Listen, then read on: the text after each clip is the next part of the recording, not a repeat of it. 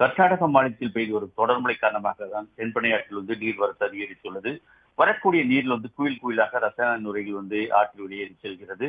அதாவது ஒசூர் அடுத்த கலவரப்பள்ளி நீர்த்தேக்க அணைக்கு கர்நாடக நீர்பிடிப்பு பகுதியில் பெய்து வரும் தொடர் மழை காரணமாக நீர்வரத்து இன்று இரண்டாவது நாட்களாக 981 கனஅடி நீரானது ஆற்றிற்கு கொண்டிருக்கிறது.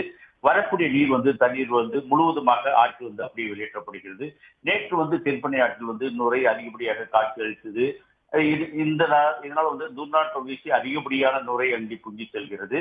ஆற்றில் நீரில் அதிகப்படியான ரசாயன கழிவுகள் கலக்கப்பட்டிருப்பதால் அணையில் வெளியேற்றப்படும் தண்ணீர் நீர்வீழ்ச்சி போல் கொட்டுவதால் ரசாயன கழிவு நீர் பொங்கி நுரையாக பொங்கி செல்கிறது. இதனால் விவசாயிகள் மத்தியில் தொடர்ந்து கவலையை ஏற்படுத்தி வருகிறது. அதாவது மேலும் வினாயிலிருந்து அணையிலிருந்து பாசனத்திற்காக திறந்தப்படும் இடதுபுற பிரதான கால்வாயிலும் நுரை அதிகப்படியாக பொங்கி எழுகிறது. அதாவது 5 அடி உயரத்திற்காக தேங்கி நிற்கிறது. அந்த நுரை காட்டில் தற்போது சிறு சிறு துகள்களாக பறந்து செல்கிறது. அணையை பார்க்கக்கூடிய வரக்கூடிய பொதுமக்களும் அருகில் செல்ல முடியாத ஒரு சூழ்நிலையும் ஏற்பட்டுள்ளது.